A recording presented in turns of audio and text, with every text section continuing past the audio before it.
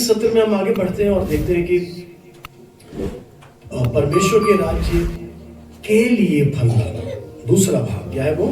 परमेश्वर के राज्य के लिए फल लाना।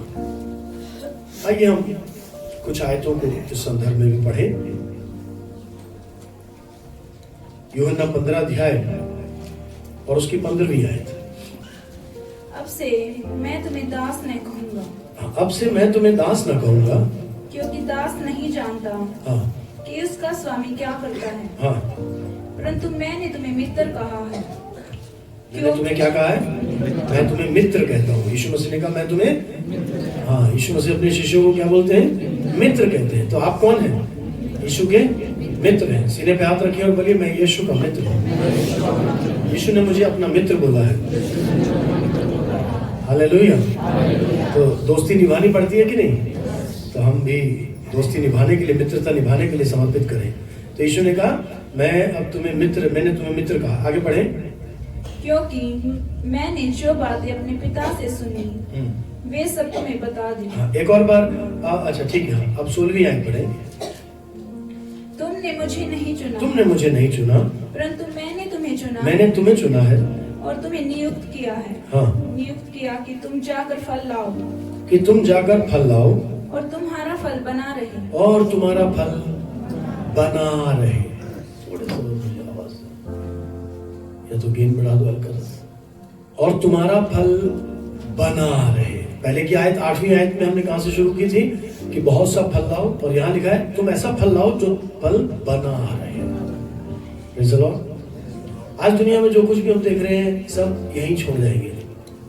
सब यहीं, बहुत अच्छा बंगला खड़ा करो वो भी यहाँ छोड़ना है, बहुत अच्छी गाड़ी खरीद लो वो भी यहीं छोड़नी है, आपने बीए कर लिया, एमए कर लिया, एमफिल कर लिया, पीएचडी कर लिया, वो पीएचडी की डिग्री भी यहीं छोड़नी है। जितनी डिग्रियां यहीं छोड़नी है, जितनी उपलब्धियां यहीं छोड़नी है।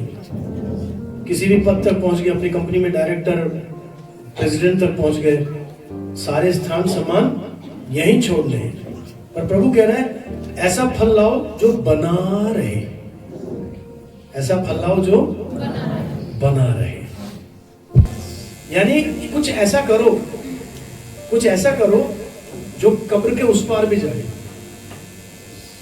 कुछ ऐसा करो जो कब्र के उस पार भी जाए।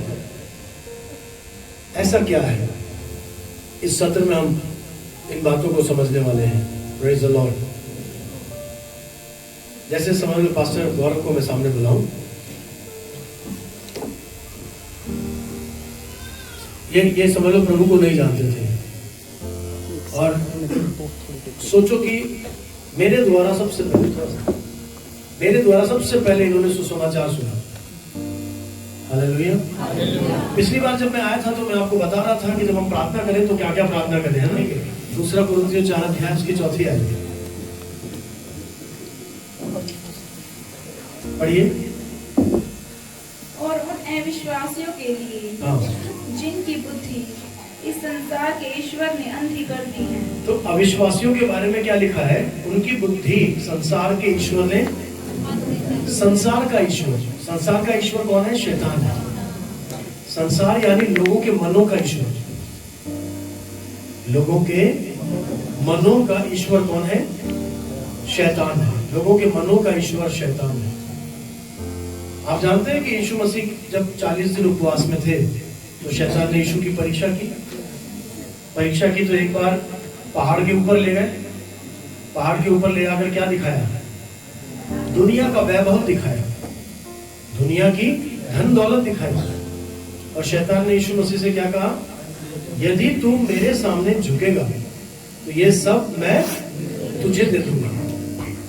यानी ये सब किसका है? यहाँ थोड़ा सा फर्क समझना। अब जब हम बच्चा सीखते हैं तो कुछ बारीकियों को और सीखते हुए बढ़ना चाहिए, वरना मन पे गलत फहमी बैठ जाती है। लिखा है 24 भजन उसकी पहली आयत में,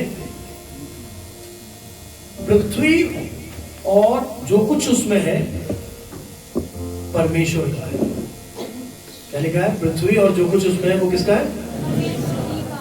तो ये पृथ्वी किसकी सृष्टि है? परमेश्वर की। तो पृथ्वी को शैतान ने छीना नहीं है। ये फर्क समझना। पृथ्वी को शैतान ने छीना नहीं है।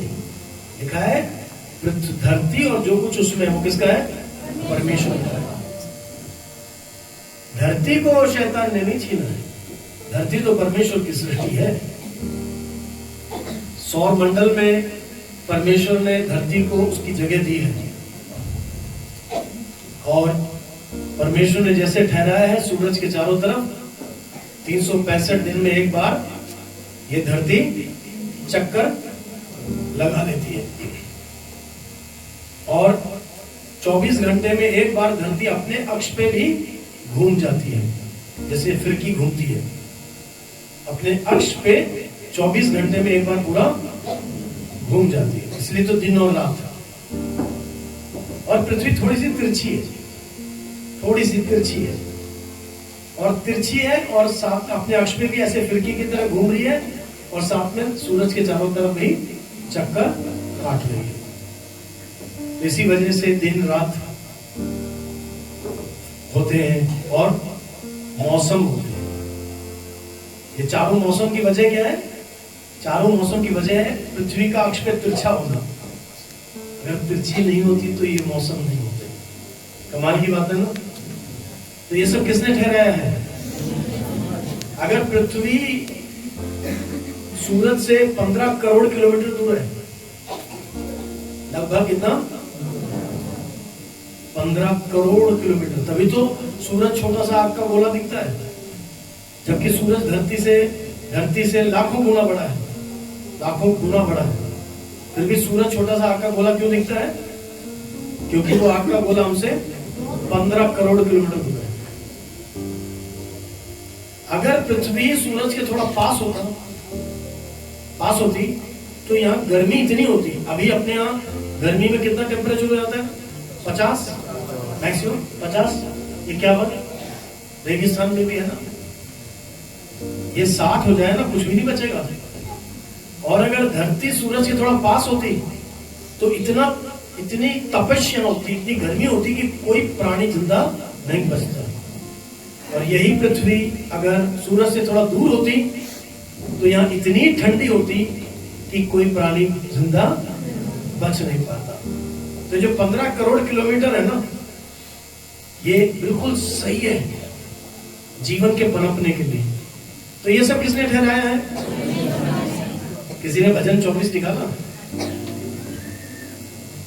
इसकी पहली आयत पढ़े। पृथ्वी और जो कुछ उसमें है यहोवा ही का है। क्यों पढ़वाया? ताकि वो बात हम सबके मन में बैठ जाए। पृथ्वी और जो कुछ उसमें है वो किसका है? यहोवा का है। पर संसार का ईश्वर कौन है? शैतान। अब आप फर्क समझ गए?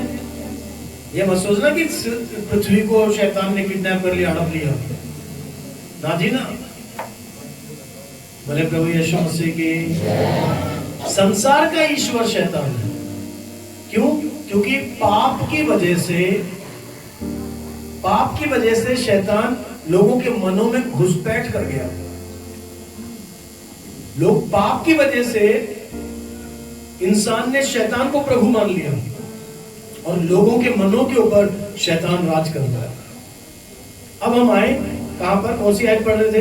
2 कुरिन्थियों अध्याय 4 और आयत 4। देखो याद रखना इतना आसान है, बहुत महत्वपूर्ण आयत है। और सब लोग प्रार्थना में रहना, प्रार्थना में रहकर सुनना। पढ़ो क्या लिखा है। और उन अविश्वासियों के लिए जिनकी बुद्धि इस संसार के ईश्वर ने अंधी कर दी है। हाँ, अविश्वासियों के बारे में लिखा है उनकी बुद्धि संसार के ईश्वर ने अंधी कर दी है। तो इसका मतलब पता क्या है? ये हमने मंगवाया किसी काम से था। ये देखो तिरंगा दिख रहा है, कितना खूबसूरत है। भारत देश के झंडे में 3 रंग है। दिख रहा है ना? नहीं दिख रहा? ये देखो सफेद रंग नहीं दिख रहा? काला कैसे? हरा है, सफेद है, नहीं दिख रहा। अब देखो मेरे हाथ में क्या है? तिरंगा। अब मैं इस तिरंगे की कितनी भी प्रशंसा करूं, इन 3 रंगों के कितने भी गुण गाऊं, इस व्यक्ति को क्या दिख रहा है? काला। तो दूसरा कुरिन्थियों 4 अध्याय की 4 आयत में एक बड़ी बात लिखी है कि संसार के प्रभु ने, संसार के ईश्वर ने इस जगत के लोगों की आंखों पे क्या कर दिया है? ऐसी एक काली पट्टी बांध दी है। अब हम पूरी आयत को पढ़ें। थी इस संसार के ईश्वर ने क्या कर दिया है? मानो एक काली पट्टी बांध दी है, अंधी कर दी आगे, ताकि मसीह जो परमेश्वर का प्रतिरूप है, ताकि मसीह, यीशु मसीह, ताकि मसीह जो परमेश्वर का प्रतिरूप है, मसीह जो परमेश्वर का प्रतिरूप है। जब धरती पर यीशु मसीह आए तो बाइबल कहती है परम ईश्वरत्व की परिपूर्णता, परम ईश्वरत्व की परिपूर्णता सदेह उसमें वास करती थी। किसमें? यीशु में। परमेश्वर को किसने देखा? कहां देखा? कौन देख सकता है? वो तो अतुल्य है, अगम्य ज्योति में वास करता है, परम पवित्र है। हम तो उसके बनाए सूरज को नहीं देख पाते, 15 करोड़ किलोमीटर दूर है, फिर भी नंगी आंखों से उस सूरज को हम नहीं देख पाते। हम किया परम ईश्वरत्व की परिपूर्णता को एक देह में भर दिया गया। वो देह है यीशु मसीह का देह। इसलिए तो कुंवारी गर्भवती हुई। पिछले दिनों में आपने वीडियो देखा ना, कोई चर्च में घुस गया और अनाप शनाप बोलने लगा, और क्या कहने लगा? कुंवारी कैसे गर्भवती हो गई? तो कई बार मैंने इस बार क्रिसमस के समय जब संदेश दिए यहां वहां, तो मैंने बताया कि प्रयोगशाला में साइंटिस्ट, वैज्ञानिक प्रयोगशाला में बिना स्त्री पुरुष के जानवरों को पैदा कर देते हैं, केवल स्त्री से। उसको क्लोनिंग कहते हैं। क्लोनिंग में स्त्री पुरुष के संबंध की जरूरत नहीं है। स्त्री से ही औलाद पैदा कर दी जाती है। गाय बनी है, सूअर बना है, भेड़ बने, घोड़ा, चूहा, खरगोश, तमाम जानवर बन गए। क्लोनिंग पे सरकारों ने रोक लगा रखी है, इंसान की क्लोनिंग पे, पर क्लोनिंग से जानवर पैदा होते हैं। तो वो तो अपनी मूर्खता दिखाकर चला गया। अरे मैं कहता हूं, इंसान अपनी छोटी सी बुद्धि में स्त्री पुरुष के बगैर, नर मादा के बगैर प्रयोगशालाओं में पशु प्रजनन कर रहा है। तो विधाता ने चाहा तो क्या वो बगैर स्त्री पुरुष के संबंध के एक पुत्र को उत्पन्न नहीं कर सकता? ऐसा ही हुआ यीशु के साथ। क्यों? क्योंकि बाइबल बताती है ईश्वरत्व की परिपूर्णता सदेह यीशु में वास करती है। ये स्त्री पुरुष के संबंध से पैदा नहीं हो सकता। उसका बेदाग निष्पाप जन्म लेना जरूरी था। इसलिए परमेश्वर ने मानव जाति को एक चिन्ह दिखाया है। ये चिन्ह है कि जब कभी कुंवारी गर्भवती होगी तो समझ लेना औलाद मसीहा होगा। ये चिन्ह है। ये यीशु के जन्म से 700-750 साल पहले यशायाह नबी ने कहा था कि परमेश्वर मानव जाति को एक चिन्ह दिखाएगा कि कुंवारी गर्भ धारण करेगी और मसीहा का जन्म होगा। हालेलुया। तो यहां पर लिखा है यीशु जो परमेश्वर का प्रतिरूप है। पढ़े बेटा, फिर से पूरी आयत पढ़े और दम लगा के पढ़ना बाइबल की तरह। किसी कविता थोड़ा पढ़ रहे हैं। हरिवंश राय बच्चन की कविता पढ़ो तो मरील आवाज में पढ़ो, और बाइबल जब पढ़ो तो दम लगा के पढ़ना। हाँ, गॉड ब्लेस यू। और उन अविश्वासियों के लिए, हाँ, जिनकी बुद्धि इस संसार के ईश्वर ने अंधी कर दी है। बुद्धि संसार के ईश्वर ने क्या कर दी है? अंधी कर दी है। आगे, ताकि मसीह, मकसद क्या है? ताकि मसीह, पढ़ो, जो परमेश्वर का प्रतिरूप है, जो परमेश्वर का प्रतिरूप है, उसके तेजों में सुसमाचार का प्रकाश, उसके तेजों में सुसमाचार का प्रकाश उन पर न चमके, उन पर ना चमके। मसीह धरती पे आया, सुसमाचार लेकर के आया। क्या लेकर आया? सुसमाचार। मसीह का जीवन सुसमाचार है। मसीह का बलिदान सुसमाचार है। मसीह यीशु का पुनरुत्थान सुसमाचार है। ये तेजों में है। क्या ये तेजों में है? पर इस तेजों में सुसमाचार का प्रकाश इस व्यक्ति को कभी ना मिले इसके लिए शैतान ने क्या किया हुआ है? दुनिया के सब लोगों की आंखों पे काली पट्टी बांधी हुई है। अब जैसे मैं तिरंगे की खूबसूरती का बखान कर रहा था और इनको केवल काला ही काला दिख रहा, ऐसे ही जब हम जाकर बोलते हैं ना, भाई यीशु मसीहा है, यीशु धरती पर मानव जाति के उद्धार के लिए आया। मालूम है 2000 साल पहले यरूशलेम शहर के बाद यीशु मसीह क्रूस पे कुर्बान हो गए। लिखा है, देखो परमेश्वर ने जगत से ऐसा प्रेम किया कि अपने इकलौता पुत्र दे दिया, ताकि जो कोई उस पर विश्वास करे वह नाश ना हो वरन अनंत काल का जीवन है। भाई एक अनंत काल का जीवन भी है और एक अनंत काल का विनाश भी है। हम गुनहगार हैं, हम गुनाह के पाप के सागर में फंसे हुए हैं। इस पाप से उद्धार पाना जरूरी है, परमेश्वर से मेल मिलाप करना जरूरी है, पाप की माफी जरूरी है, और हमें पापों की माफी दिलाने के लिए यीशु स्वयं कुर्बान हो गए। हमारे पाप की सजा यीशु ने अपने ऊपर उठा ली और क्रूस पर अपनी कुर्बानी दे दी। मैं तो तिरंगे के हरे रंग के बारे में, तिरंगे के नारंगी रंग के बारे में, सफेद रंग के बारे में खूब बखान कर रहा हूं, पर इस बंदे को क्या दिख रहा है सामने? काला काला। ऐसे ही मैं सुसमाचार का प्रचार कर रहा हूं, पर इस बंदे को कुछ भी समझ में।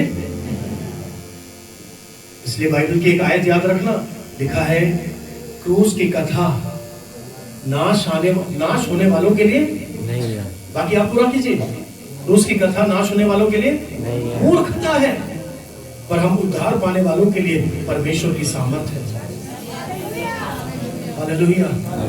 क्रूस की कथा नाश होने वालों के लिए मूर्खता है, उनको समझ में नहीं आएगा। उनको आप यीशु मसीह के पूर्ण अवतार के बारे में बताओ, तुम्हारे जन्म के बारे में बताओ, क्रूस की कुर्बानी के बारे में बताओ, चमत्कार के बारे में बताओ, नहीं समझ में आएगा। कारण क्या है?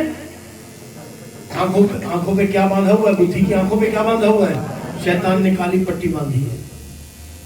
ये पट्टी जब तक नहीं खुलेगी तब तक ये व्यक्ति उद्धार नहीं पा सकता। आप मेरी तरफ ध्यान दे रहे हैं? Praise the Lord.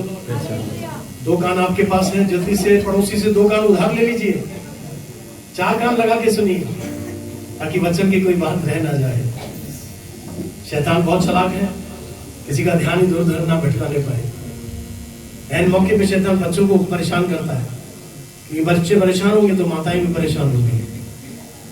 प्रार्थना से जय पाए। आज का दिन प्रभु ने कुछ खास बातों का खुलासा यहाँ करने के लिए चुना है। अब मैं प्रभु का जन हूं, मुझसे कहा गया है कि प्रभु के राज्य का फल भी लाना है और प्रभु के राज्य के लिए भी फल लाना है। जो के लिए फल लाना वो भी बता रहा हूं। हालेलुया। मैं जाता हूं, इस व्यक्ति को सुसमाचार सुनाता हूं, क्योंकि मेरा फर्ज है, पर इस व्यक्ति को कुछ भी समझ में नहीं आ रहा। इसलिए प्रभु यीशु मसीह ने कहा, तुम यूं प्रार्थना करो, हे पिता तेरा राज्य आए। हे पिता, हमारा फर्ज हम प्रार्थना करें, हे पिता भारत में तेरा राज्य आए। आज ये लोग मारपीट कर रहे हैं, चर्चों में घुस करके उल्टा सीधा बोल रहे हैं, ये इनकी गलती नहीं है, ये इस काली पट्टी की वजह से है। अगर ये काली पट्टी उनकी आंखों पे नहीं होता ना, तो वो हमारी इज्जत कर रहे होते। जैसे मैं यहां आया तो फूलों का गुलदस्ता मुझे दिया गया ना, ये उनकी गलती नहीं है। ये जो गुस्सा उनके अंदर है, ये जो अफवाहें फैला रखी है, ये जो गलत फहमियां भर रखी है, ये उनकी गलती नहीं है। ये बात है कि शैतान ने उनकी आंखों पे काली पट्टी बांधी हुई है। इसलिए यीशु मसीह ने इसका तोड़ मुझे दिया है। क्या दिया है? तोड़। क्या दिया है? तोड़। सांप काट जाता है तो जहर का तोड़ करना पड़ता है कि नहीं? हमारी माताओं बहनों के पास कई चीजों का तोड़ होता है, घरेलू नुस्खे होते हैं। ये काट ले तो ऐसा कर दो, वो काट ले तो ऐसा कर दो, यहां मोचो तो ऐसा कर लो। घरेलू नुस्खे, तोड़। इसका तोड़ परमेश्वर ने मुझे दिया हुआ है अपने जन को। पता है यीशु मसीह ने क्या कहा? तुम प्रार्थना करो, हे पिता तेरा राज्य आए, तेरी इच्छा जैसे स्वर्ग में पूरी होती है वैसे धरती पर पूरी हो। हालेलुया। हमारा फर्ज है प्रार्थना करें, प्रभु सताने वालों के लिए प्रार्थना करें, प्रभु सताने वालों की आंखें खोल दे, तेरा राज्य उनके अंदर आने पाए, भारत में तेरा राज्य आने पाए। हरियाणा में तेरा राज्य आने पाए, दिल्ली में तेरा राज्य आने पाए, बहादुरगढ़ में तेरा राज्य आने पाए। सुबह उठे, दोपहर शाम प्रार्थना करें, प्रभु मेरे मित्रों के अंदर तेरा राज्य आने पाए, प्रभु मेरे पड़ोसियों के अंदर तेरा राज्य आने पाए, मेरे सहपाठी, मेरे सहकर्मियों के अंदर तेरा राज्य आए, प्रभु मेरे रिश्तेदारों के अंदर तेरा राज्य आए। Praise the Lord। क्योंकि जब हम प्रार्थना करते हैं तो प्रभु का राज्य आता है। क्या आता है? प्रभु का राज्य आता है, प्रभु का राज्य बढ़ता है। वो कैसे बढ़ता है? प्रभु का राज्य कैसे बढ़ता है? हालेलुया। पढ़ेंगे कुलुस्सियों पहला अध्याय, कुलुस्सियों पहला अध्याय उसकी 12 और 13। कुलुस्सियों पहला अध्याय उसकी 12 और 13। और पिता का धन्यवाद करते रहो, पिता का धन्यवाद करते रहो, जिसने हमें इस योग्य बनाया, जिसने हमें इस योग्य बनाया कि ज्योति में पवित्र लोगों के साथ, कि ज्योति में पवित्र लोगों के साथ मिरास में सहभागी हो।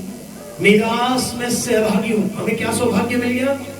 हमें परमेश्वर पिता ने पवित्र लोगों के साथ मिरास में सहभागी बनाया। आगे बढ़े 13वीं आयत। उसी ने हमें अंधकार के वश से छुड़ा। अब ये आयत ध्यान दीजिए, इस आयत पे ध्यान दीजिए। 13वीं आयत में लिखा है, उसी ने हमें अंधकार के वश से छुड़ाकर अपने प्रिय पुत्र के राज्य में, अपने प्रिय पुत्र के राज्य में प्रवेश कराया है। हालेलुया। यानी उद्धार पाने से पहले हम कहाँ थे? उद्धार पाने से पहले हम अंधकार के वश में थे। हम शैतान की हुकूमत में थे, हम उसके साम्राज्य में थे। और जैसे हमारा उद्धार हो जाता है तो हम अंधकार के राज्य से उखाड़े जाते हैं और परमेश्वर के प्रिय पुत्र यीशु मसीह के प्रकाश के राज्य में स्थापित किए जाते हैं। Hallelujah. Praise the Lord. Bharat के लोग और पाकिस्तानी लोग दिखने में लगभग एक जैसे होते हैं, दिखने में लगभग, क्योंकि कुछ साल पहले तक तो हम एक ही थे ना। ये तो आजादी के, ये तो विभाजन हुआ, विभाजन की वजह से वो पाकिस्तान और यहाँ भारत दिखने में तो लगभग एक जैसे हैं। पर फर्क पता क्या? पासपोर्ट का फर्क है। किसका फर्क है? मैं भारत का नागरिक हूं और गर्व से कहता हूं कि मैं भारत का नागरिक हूं। कोई पाकिस्तान का नागरिक होगा, दिखने में दोनों एक जैसे हैं, पर फर्क किसमें है? फर्क पासपोर्ट में है। बोलिए, फर्क पासपोर्ट में है। फर्क पासपोर्ट में है। तो जब तक मेरा उद्धार नहीं होता, मेरा पासपोर्ट अंधकार के राज्य का है, और जब मेरा उद्धार हो जाता है, मेरा पासपोर्ट यीशु के राज्य का हो जाता है। बोले प्रभु यीशु मसीह की। ये पता कैसे होता है? ये एक चमत्कार है। आपने बाइबल में सुना कि एक आदमी मर गया था, लाजर, और उसकी मृत्यु के 4 दिन के बाद, उसकी मृत्यु के 4 दिन के बाद यीशु मसीह उसके घर पहुंचे, और 4 दिन के मुर्दा को यीशु मसीह ने क्या किया? जिंदा कर दिया। बड़ा चमत्कार है कि नहीं?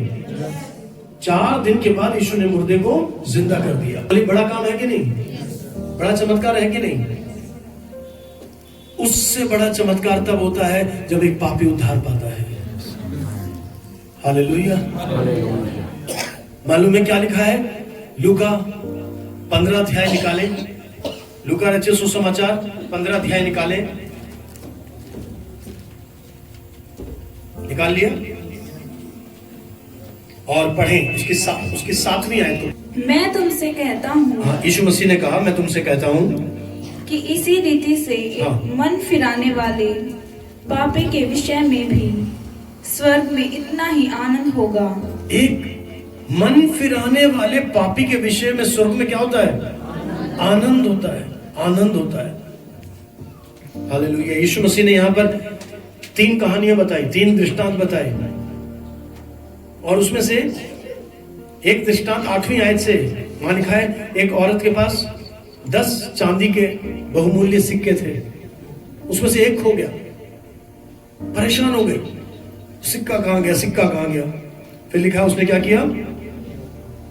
दिया जलाकर पूरे घर को साफ किया, झाड़ा, ढूंढा, और लास्ट में उसको क्या मिल गया? उसका खोया हुआ बहुमूल्य सिक्का मिल गया। और 9वीं आयत में लिखा है, जब उसका सिक्का उसको मिल गया तो उसने अपने अड़ोसी पड़ोसी सबको बुलाया और बड़ा आनंद किया। क्या किया? बड़ा आनंद किया। और क्या कहा? मेरे साथ आनंद मनाओ, क्योंकि मेरा सिक्का, बहुमूल्य सिक्का खो गया था, वो सिक्का मुझे मिल गया। समझ लो आपके पास कोई पुरातत्व सिक्का है, कोई राजा महाराजाओं के जमाने का सिक्का है, 10 सिक्के, आज के हिसाब से तो करोड़ों का होगा एक, उसमें से एक सिक्का गुम हो गया तो क्या करेंगे आप सब कुछ ढूंढ डालेंगे। तो औरत ने ढूंढा, उसको सिक्का मिल गया। उसने अड़ोसी पड़ोसी को बुलाया, बोला मेरे साथ आनंद करो, क्योंकि मेरा सिक्का जो खो गया था मुझे मिल गया। अब पढ़े उसकी 10वीं आयत को। मैं तुमसे कहता हूँ, यीशु मसीह ने कहा मैं तुमसे कहता हूँ कि इसी रीति से एक मन फिराने वाले पापी के विषय में परमेश्वर के स्वर्गदूतों में के सामने आनंद होता है। हाँ, एक पापी। कितने पापी? कितने? एक पापी। यानी जिस दिन आपने यीशु मसीह को उद्धारकर्ता के रूप में ग्रहण किया, उस दिन स्वर्ग में ढोल बजे थे। जिस दिन आपने उद्धार पाया था, उस दिन स्वर्ग में क्या बजे थे? आप जैसे घर में बच्चा जन्मता है तो ढोल बजता है कि नहीं? इंडिया में हम एक गलत काम करते हैं, बेटा जन्मता है तो ढोल बजाते हैं, बेटी जन्मती है तो कहते हैं चलो ठीक है जो मर्जी ऊपर वाले की, ऐसे बोलते हैं। ऐसा नहीं होना चाहिए। स्वर्ग में ऐसा नहीं होता है। काला गोरा लंबा छोटा पतला मोटा, कोई जाति कोई कुछ भी हो, कुकर्मी हो, जब वो उद्धार पाता है तो स्वर्ग में ढोल मचता है, स्वर्ग में नाचते हैं। कौन? फरिश्ते नाचते हैं। Praise the Lord. और प्रभु कहते हैं मेरी खोई हुई भेड़ लौट कर आ गई, मेरी खोई हुई भेड़ लौट कर आ गई। कहां से कहां आ गई? अंधकार के वश में से निकल कर कहां आ गई? अब प्रभु के राज्य में, ज्योति के राज्य में आ गई। लाजर 4 दिन के बाद जिंदा हुआ था, वो छोटा चमत्कार है। एक पापी का उद्धार पाना बड़ा चमत्कार है। हालेलुया। पर इस चमत्कार के लिए एक काम बहुत जरूरी है। ये चमत्कार पता कब होता है? ये चमत्कार तब होता है जब इस पापी इंसान के आंखों के ऊपर से ये पट्टी खुलती है। जब हम प्रार्थना करते हैं अपने देश के लिए, जब हम प्रार्थना करते हैं लोगों के लिए, हालेलुया, तब एक चमत्कार होता है। पता क्या चमत्कार होता है? इस व्यक्ति की आंखों के ऊपर से ये काली पट्टी जो है खुलने लग जाती है। ये काली पट्टी ये खुलने लग जाती है, ये व्यक्ति देखने लगता है। Hallelujah, praise the Lord, praise the Lord. अब जब मैं बताता हूं ना कि यीशु मसीह क्रूस पर मारे गए, तो बंदा यीशु का दीवाना हो जाता है। बंदा यीशु का हुए कि नहीं? आपके पास तो दीवाने हुए कि नहीं? आज का गाना मुझे बड़ा अच्छा लगा, ये वाला। कौन सा? मैं भी पल्ला फड़ के चंगी होके आऊंगी, खुद भी आऊंगी और भी कईयों को लाऊंगी, अब और कहीं नहीं जाऊंगी। पल्ला पड़ के मैं भी चंगी होके, बोले प्रभु यीशु मसीह की। पल्ला फड़ लिया कि नहीं? फड़ लिया कि नहीं? हालेलुया। पहले समझा रहे थे, यीशु यरूशलेम में क्रूस के ऊपर मारे गए तो बोलते थे अरे यार 2000 साल पहले कोई इजराइल में यरूशलेम के बाहर मारा गया तो मैं क्या करूं, मेरा क्या लेना देना, मेरा क्या। हम कहते थे उसका खून बहा, उसने एक एक बूंद खून बहाया। अगले को कुछ समझ में नहीं आता, काला अक्षर भैंस बराबर, भैंस के सामने बीन बजाने की तरह। पर जब ये पट्टी खुली, बंदा यीशु का दीवाना हो गया। बंदा यीशु का, बंदे को यीशु के जख्मों में प्यार, परमेश्वर का प्यार दिखने लग गया। एक एक जख्म जो यीशु ने सर पे कांटों का ताज पहना था और वो ताज के कांटे अंदर धंस गए थे, उसको हर एक कांटे के जख्म में परमेश्वर का प्यार दिख रहा है। जब यीशु मसीह के पसली में भाला घोंपा गया और पानी और खून आखिर में बहा, उसको उस जख्म में परमेश्वर का प्यार नजर आता है। उसको यीशु मसीह के बलिदान में उसकी सजा नजर आती है कि मेरी जगह कोई और मेरी सजा भुगत रहा है, और वो यीशु का दीवाना हो जाता है। Hallelujah, praise the Lord. अब पता क्या, पहले मैं इसको सुसमाचार, इस बंदे को सुसमाचार सुना रहा था। इसको समझ में नहीं आ रहा था तो मैं वापस आता था, मैं प्रार्थना करता था, प्रभु मेरे दोस्त की आंखें खोल दे, प्रभु मेरे दोस्त की आंखें खोल दे। ये बोझ कौन देता मालूम? परमेश्वर बोझ देता है। परमेश्वर क्या करता है? परमेश्वर बोझ देता है। ये बोझ हम नहीं पैदा करते, परमेश्वर देता है। हालेलुया। और हम प्रार्थना करते हैं, प्रभु तेरा राज्य जैसे मेरे जीवन में आया, मेरे इस भाई के भी जीवन में आ जाए। फिर हम जाके सुनाने की सोचते हैं, वो कहता है अरे जा रे यार जा, तो पता नहीं हर जगह हर बार यही सुनाने लग जाता है। फिर एक दिन क्या हुआ मालूम है? एक दिन इस बंदे के घर में कोई बीमार पड़ गया। क्या हो गया? बीमार पड़ गया। डॉक्टरों के पास गए, डॉक्टर ने डरा दिया, बोला कि 6 महीने बचे हैं, कोई डॉक्टर कुछ नहीं कर पा रहा है। तब इस बंदे को याद आया, यार वो आकर मुझे यीशु मसीह के बारे में बताता था, कहते थे कि हम लोग प्रार्थना करते हैं तो कई लोग चंगे हो जाते हैं, चलो एक बार उसके यहाँ होकर आता हूँ।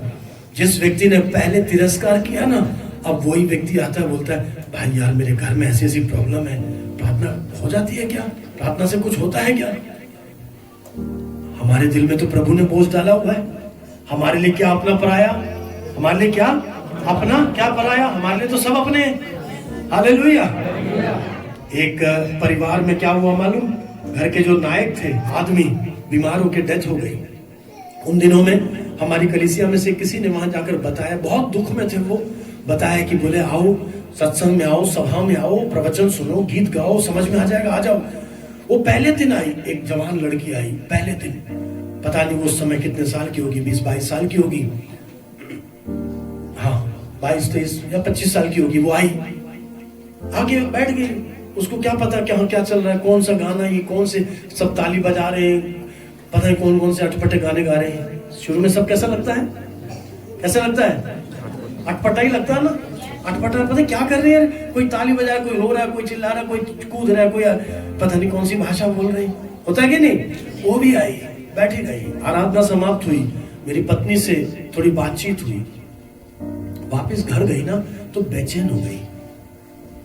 बोलने लगी यार मुझे तो वहां कोई नहीं जानता, मुझे तो कोई नहीं जानता, पर कुछ तो वहां अलग था। क्या वो लोग जो प्रेम दिखा रहे थे ना, उस प्रेम में मुझे कोई सांसारिकता नहीं दिखाई दी। मेरे इतने रिश्तेदार हैं, मेरे इतने रिश्तेदार हैं, किसी ने इतने प्यार से मुझसे आज तक बात नहीं की जितना वहां के उन लोगों ने किया था। पहले मैं एक और बार जाकर देखूंगी, एक और बार जाकर समझ लेना कि काली पट्टी उतर रही है। काली पट्टी ये इंसान नहीं कर सकता। इसलिए तो हम कहते हैं कि हम कोई जबरन कुछ नहीं कर सकते, ना धमकी से, ना लोभ से, ना लालच से हम नहीं कर सकते। ये हमारा काम नहीं है। हमारा काम तो बस ये है परमेश्वर के राज्य का फल लाना।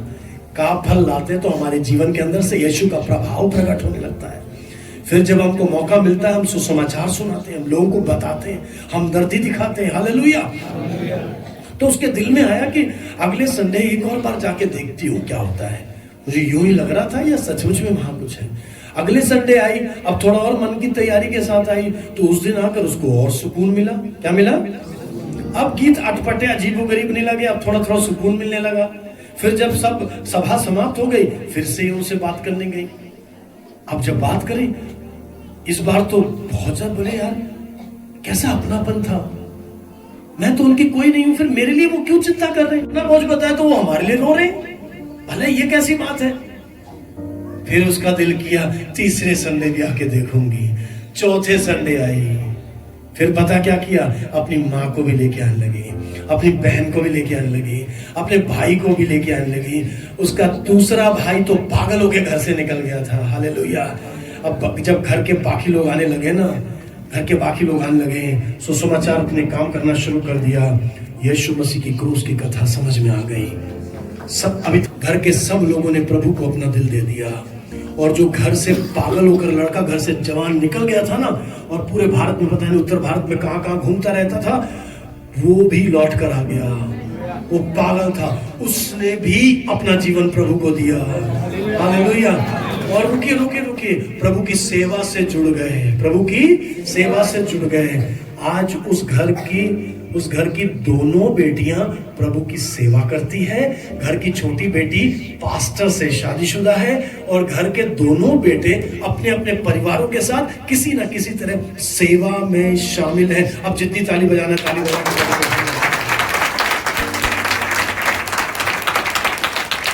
Hallelujah, hallelujah. पवित्र आत्मा को यहाँ और आजादी मिलने पाए। जब हम प्रार्थना करते हैं ना, तब काली पट्टी उतरती है। बोलिए, काली पट्टी उतरती है। इसलिए प्रार्थना को छोटा मत समझना, उपवास करना। आपको कोई नतीजा नहीं दिख रहा होगा, आपको लग रहा होगा आपकी प्रार्थना सुनी नहीं जा रही, कोई फायदा नहीं हो रहा है। आप मत चिंता करना, हम देख कर नहीं चलते, हम विश्वास से चलते हैं। हमें मालूम है कि बंद कमरे में भी बैठ के प्रार्थना करते हैं तो हमारा पिता परमेश्वर सुन रहा है, हमारी प्रार्थनाओं को संभाल कर रख रहा है। इसलिए प्रिय अजीजों, भारत के लिए प्रार्थना करो, हरियाणा के लिए प्रार्थना करो, बहादुरगढ़ के लिए प्रार्थना करो, अपने दोस्तों के लिए प्रार्थना करो, अपने रिश्तेदारों के लिए प्रार्थना करो, अपने खानदान के लिए प्रार्थना करो।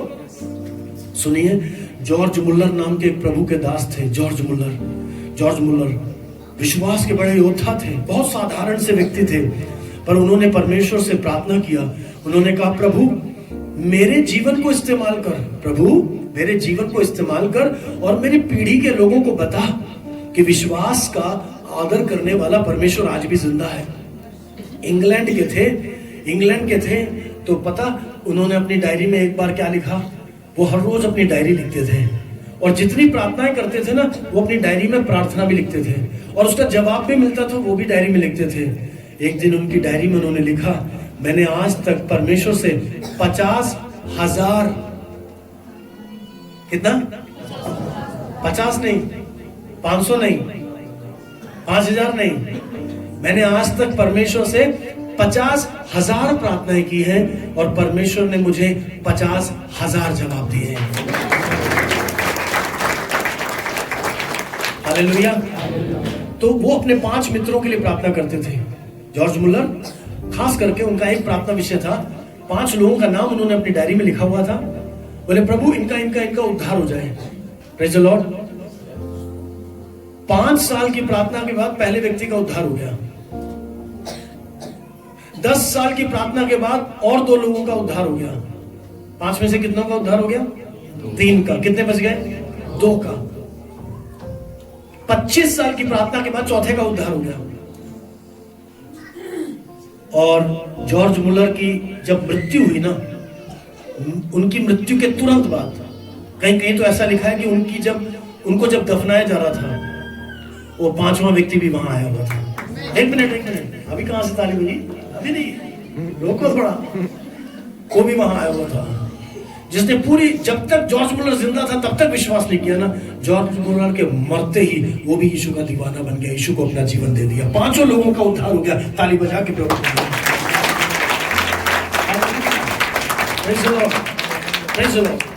अब जो आज शाम सबसे बड़ी बात मैं बताने जा रहा हूं, मैं आपको प्रार्थना के बारे में, केवल प्रार्थना का बोझ तो पिछले सेमिनार में दिया था। प्रार्थना का बोझ तो पवित्र आत्मा ने हमारे अंदर पिछले सेमिनार में भरा था। आज एक दूसरी बात है। हालेलुया। देखो, इस व्यक्ति को सबसे पहले किसने सुसमाचार सुनाया? इस व्यक्ति ने। सबसे पहले किसने सुसमाचार सुनाया? मैंने। इस व्यक्ति ने पहले विश्वास नहीं किया, पर बाद में विश्वास हो गया, उद्धार पा लिया। अब एक दिन तो दोनों की मृत्यु होगी ना, दोनों की मृत्यु हो गई, बदन छोड़ दिया, अनंत में पहुंच गए। कहां पहुंच गए? अनंत में पहुंच गए। Praise the Lord. हालेलुया। परमेश्वर ने जगत से ऐसा प्रेम किया कि अपना इकलौता पुत्र दे दिया, ताकि जो कि उस पर विश्वास करे वह नाश ना हो, वरन अनंत काल का। तो धरती पर जब इन दोनों लोगों ने अपना जीवन यीशु को दिया है, यीशु के बलिदान पर विश्वास किया है, तो बताइए अनंत विनाश में जाएंगे या अनंत जीवन में जाएंगे? अनंत जीवन। Praise the Lord. अब हम दोनों पहुंच गए कहां? अनंत जीवन। धरती के इस अस्थाई, इस मरणहार जीवन को छोड़ करके अब हम अनंत में प्रवेश कर गए, अमरता को धारण करके। लिखा है ना कि जैसा यीशु था ना, वैसे हम बन जाएंगे। यीशु मसीह को क्रूस पर मारा गया, लाश दफनाई गई ना, प्रेज़ द लॉर्ड। पर तीसरे दिन जब वो मुर्दों में से जी उठे, और 40 दिनों तक चेलों को प्रकट होते रहे, लोगों को प्रकट होते रहे, तो उनका शरीर अलग था, उनका शरीर अलग था, महिमामय शरीर था। तो बाइबल में एक जगह लिखा है कि अनंत में हमारा भी बदन महिमा में हो जाएगा। अब समझ लो इन दोनों व्यक्तियों की मृत्यु हो गई। अब इन्होंने मरणहार शरीर को छोड़ दिया और किसको धारण कर लिया? अमरता को। दोनों कहां पहुंच गए? अनंत जीवन में पहुंच गए। कहां पहुंच गए? थोड़ा अनंत जीवन के छोर पे जरा चलो।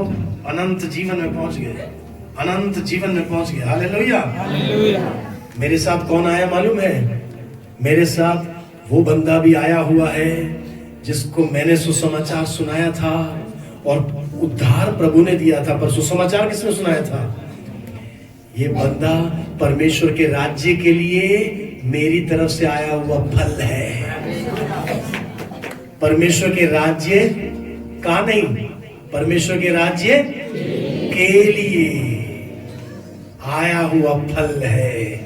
ये वो फल है जो हमेशा तक बना रहेगा, हमेशा तक। ये बंदा यही कहता रहेगा, मुझे धरती पर उस व्यक्ति ने सुसमाचार सुनाया, मुझे धरती पर उस व्यक्ति ने सुसमाचार सुनाया। जोरदार तालियां बजा के praise the Lord, praise the Lord.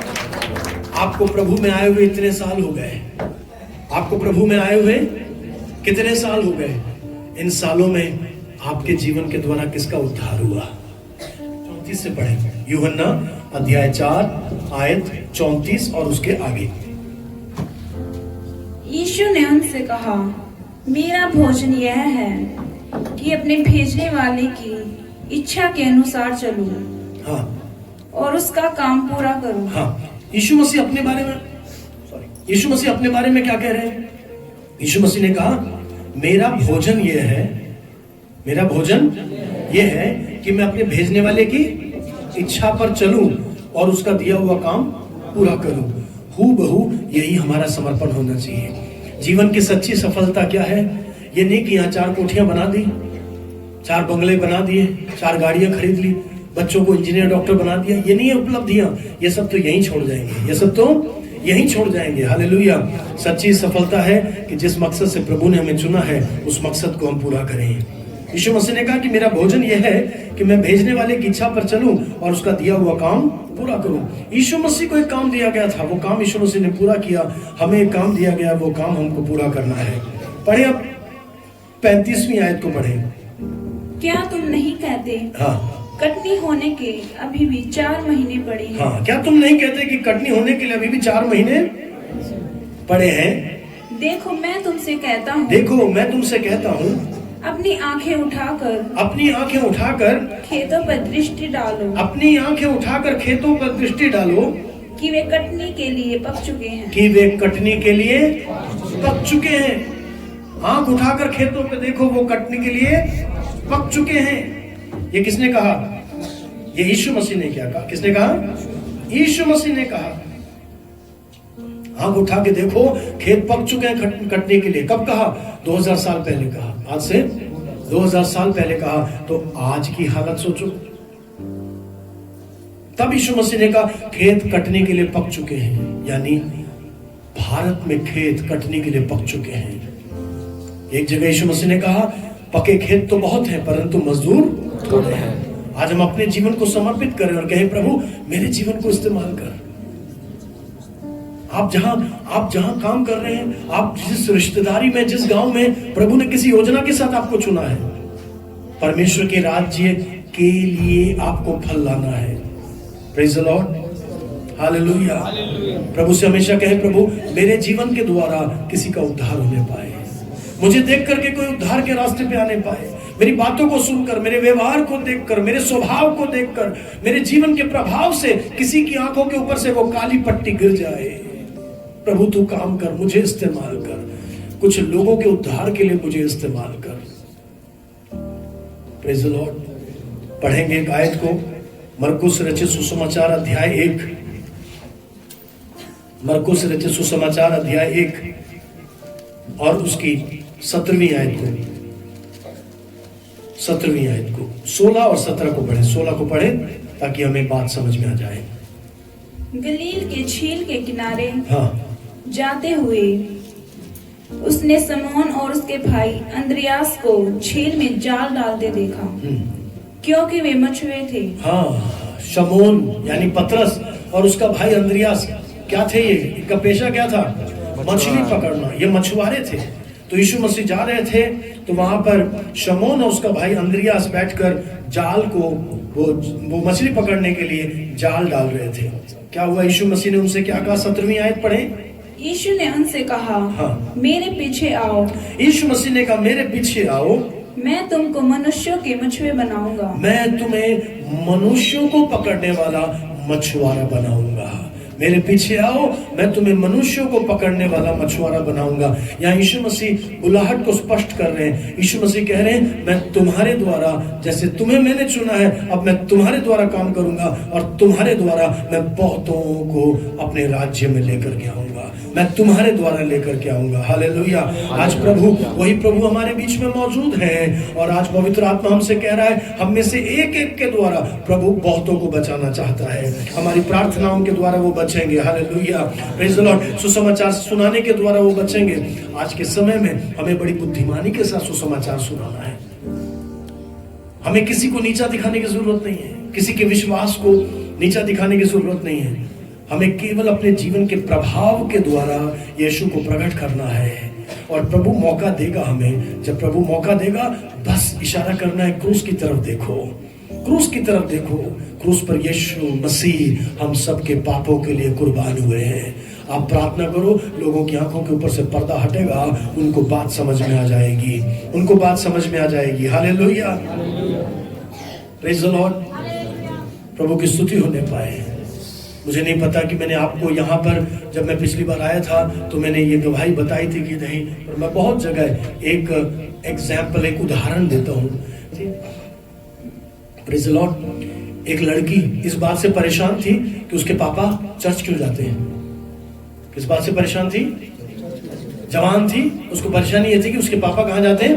प्रार्थना में जाते हैं। संडे के संडे उठ के अपना बस्ता उठाया, बाइबल उठाई और कहाँ चल दिए? तो बहुत रोकने का उसने प्रयास किया। उसके पापा ने रोके। क्यों नहीं रोके मालूम है? उसके पापा की जिंदगी इतनी बिगड़ी थी, इतनी बिगड़ी जिंदगी थी कि पूछो मत, शब्दों में बयान नहीं कर सकते, इतनी बर्बाद जिंदगी। वो बेटी को तो पता ही नहीं था, बेटी को तो पूरा पता भी नहीं था कि बाप का जीवन क्या था। Praise the Lord. उनको प्रभु ने बचा लिया। कैसे छोड़ देंगे? वो उठ के चल देते थे प्रार्थना में। लड़की परेशान। एक दिन उनकी बेटी ने ठाना कि ना, मैं भी इनके साथ जाऊंगी। क्या करूंगी? पता किस लिए? मैं जाके वहां से कोई नुक्स पकड़ के लाऊंगी। क्या पकड़ के लाऊंगी? खुद जाकर वहां बैठूंगी और अपनी आंखों से वहां की गलती पकड़ूंगी और फिर आकर के पापा से लड़ूंगी और पापा का जाना रुकवा दूंगी। हेलो, क्या आप मेरे साथ हैं? और ये आइडिया उसने किसी को नहीं बताया। ये आइडिया उसने किसी को नहीं बताया। किस लिए आ रही है चर्च में? कि वहां जाऊंगी, कोई कमी त्रुटि नुक्स पकड़ूंगी, घर पे आके लड़ूंगी और पापा का भी जाना रुकवा दूंगी। तो आ गई। अब हमें क्या पता? हमें तो कुछ नहीं पता। जैसे इतने लोग बैठे हैं, वो भी आके बैठे हुए हैं। बाप इस तरफ पुरुषों की तरफ और उनकी बेटी स्त्रियों की तरफ बैठी। हमें क्या पता? उस दिन मैं वचन लेकर खड़ा हो गया और उस दिन प्रभु ने हमें आयत दी थी यशाया 49 अध्याय में से, जहां लिखा है, दूध पिलाने वाली मां अपने बच्चे को भूल सकती है, पर मैं तुझे कभी ना भूलूंगा, कभी ना छोड़ूंगा। मैंने तेरा रूप अपनी हथेली में खोद रखा है, गढ़ रखा है। ये वहां बैठी थी। ये तो नुक्स पकड़ने आई थी। किस लिए आई थी? नुक्स पकड़ने। पर प्रभु ने इसकी नब्ज पकड़ ली।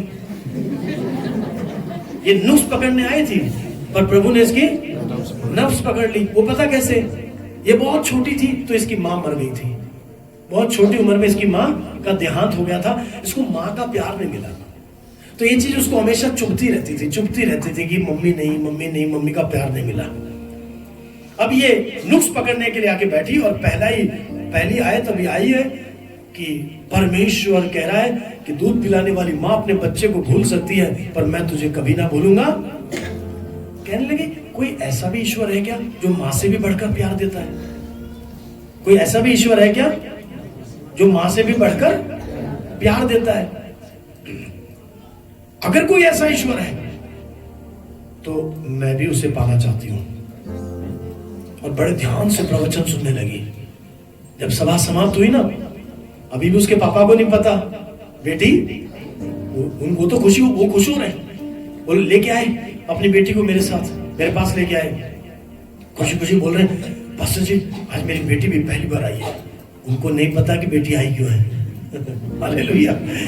बोले मेरी बेटी आई है, आप इसके लिए प्रार्थना करो। तो प्रार्थना करने से पहले मैंने उस युवती को थोड़ा सा सुसमाचार सुनाया, थोड़ा सा सुसमाचार सुनाया। मुझे भी नहीं पता ये आई क्यों है, मुझे भी नहीं पता कि ये आई क्यों। मैंने नहीं पता, मैंने उसे सुसमाचार सुना दिया। जब मैं सुसमाचार सुनाकर उसके लिए प्रार्थना करने लगा ना, तो मैंने देखा कि एक सफेद हाथ आया। आत्मा में देखा कि एक सफेद हाथ आया और उसके सर के ऊपर ठहर गया। मैं तो इशारा समझ गया। लड़की चली गई घर। उसके बदन में बहुत बीमारियां थी, बहुत। Praise the Lord. पर उस दिन वो पापा का चर्च जाना रुकवाने के लिए आई थी। आमीन। पर जब वो वापस गई ना, तो यीशु की दीवानी बन गई। उसने यीशु को अपना दिल दे दिया। पढ़ना लिखना नहीं सीखा था उसने बाइबल पढ़ना सीखा, उसने प्रार्थना करना सीखा। धीरे धीरे वो अब हमारे प्रेयर टावर से जुड़ गई। उसने प्रभु की सेवा के लिए अपना जीवन समर्पित किया। उसके शरीर की बीमारियां एक एक करके धीमे धीमे एक एक करके सारी बीमारियां दूर होने लगी। वो भली चंगी हो गई। आज प्रभु की महिमा हो। एक पास्टर की पत्नी है, 2 बच्चों की मां है और प्रभु की सेवा करती है। Hallelujah, hallelujah, praise the Lord, praise the Lord. ऐसे प्रभु का राज्य बढ़ता है, ऐसे प्रभु का राज्य बढ़ता है। प्रभु के राज्य में फल आते रहते हैं, फल आते रहते हैं। इसे कहते हैं प्रभु के राज्य के लिए फल लाओ, परमेश्वर के राज्य के लिए। Hallelujah, praise the Lord. हम प्रार्थना करते रहे, लोगों की आंखों के ऊपर से काली पट्टी उतरती रहेगी। प्रभु जानता है कैसे काम करना है। प्रभु के पास अपने निराले तरीके हैं। कठोर से कठोर मन को प्रभु पिघला सकता है। Praise the Lord. आज जो बुरा कर रहे हैं ना, प्रभु उनको बदल सकता है। नए नियम के अंदर कुल मिलाकर कितनी पत्रियां हैं? 27 में से 13 किताबें किसने लिखी हैं? पौलुस ने। और इब्रानियों की पत्री के बारे में विवाद है, पता नहीं है कि पौलुस ने लिखा है कि नहीं। बहुत लोग कहते हैं पौलुस ने लिखा है। अगर इब्रानियों की पत्री भी मिला ली जाए तो 14 पत्रियां, 27 में से, नए नियम के 27 में से 14 पत्रियां किसने लिखी हैं? पौलुस ने। और पौलुस पहले क्या करता था? मसीह लोगों को सताता था। मसीह को मानने वालों को घरों से खींच कर बाहर ला करके पीटता था। मसीह कलीसिया का जो पहला शहीद था स्टीफनुस, उसको जब लोग पथराव करके मार रहे थे तो पौलुस वहां खड़ा होकर खुश हो रहा था। पत्थर मारने वालों के कपड़ों को वो संभाल रहा था। Praise the Lord. वही पौलुस जो कलीसिया का विरोध करता था, जो यीशु मसीह का विरोध करता था, एक दिन विरोध करने के लिए और कलीसिया के लोगों को, विश्वासियों को मारने पीटने के लिए दमिश्क नाम के शहर की ओर जा रहा था। और उस शहर में घुसने से पहले एक प्रकाश में यीशु मसीह उस पर प्रकट हुए। वो घोड़े के ऊपर घुड़सवारी करके जा रहा था। वो घोड़े के ऊपर से नीचे गिर गया। उसने कहा, हे प्रभु तू कौन है? अंदर से आवाज आई, मैं यीशु हूं जिससे तू सताता है। तू मेरे लोगों को नहीं, तू मुझे सता रहा है। और पौलुस अंधा हो गया। 3 दिन तक उसकी आंखों के ऊपर छिलका जैसा कुछ रहा और वो कुछ देख ना पाता था। जिस शहर में लोगों को सताने के लिए वो जा रहा था, उसी शहर के एक साधारण से विश्वासी ने, हनन्याह नाम के एक साधारण से विश्वासी ने पौलुस के सर पर हाथ रखकर प्रार्थना किया तो उसकी आंखों के ऊपर से छिलका जैसा कुछ गिर गया और वो साफ साफ देखने लगा। वो पौलुस यीशु का दीवाना बन गया। और ऐसा दीवाना हो गया, ऐसा दीवाना हो गया कि उसकी लिखी हुई पत्रियों को आज हम बाइबल के अंदर पढ़ते हैं। प्रभु अपना काम जानता है। हम प्रार्थना करें, हम सुसमाचार सुनाएं, प्रभु के राज्य के लिए फल आते रहेंगे। Hallelujah, praise the Lord, praise the Lord, praise the Lord, praise the Lord. आपके द्वारा जितने लोगों ने सुसमाचार सुना, आपके द्वारा जितने लोगों ने उद्धार पाया, वे सब आपके साथ अनंत में प्रवेश करेंगे। वहां पर भी स्वर्णिम अक्षरों में ये लिखा हुआ रहेगा, आपको उस चीज का प्रतिफल दिया जाएगा कि आपके द्वारा परमेश्वर के राज्य में इतने फल आए हैं। Praise the Lord, hallelujah. कोई जबरदस्ती करने की जरूरत नहीं, कोई मार्केटिंग करने की जरूरत नहीं है, कोई लोभ लालच देने की जरूरत नहीं है। ये ईश्वरीय कमाल है। ये लाजर के जिंदा होने से बड़ा चमत्कार है। ये पवित्र आत्मा काम करता है। हम प्रार्थना करते रहें, जब मौका मिलता है बड़ी बुद्धिमानी से हम सुसमाचार सुनाएं। हालेलुया। बाकी काम प्रभु करेगा। जोरदार ताली बजा के प्रभु को धन्यवाद दें। हालेलुया।